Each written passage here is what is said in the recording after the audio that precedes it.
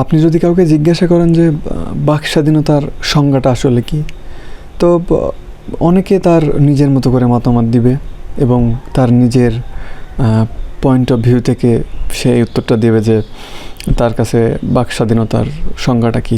So আমার কাছে বাক স্বাধীনতার সংজ্ঞাটা হচ্ছে আপনার যে দেশের বা আমার দেশের শক্তিশালী যে শাসক, সেই শাসককে আমি আমার মনের সর্বোচ্চ ঘৃণা নিয়ে সমালোচনা করব।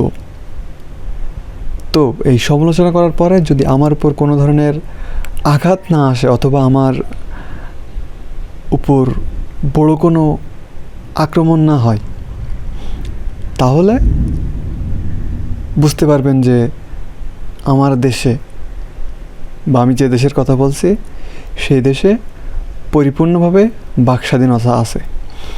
সো আমার কাছে বাক স্বাধীনতার সব থেকে সলিড উদাহরণটা হচ্ছে এই, বা উদাহরণ বা সংজ্ঞাটা হচ্ছে এই।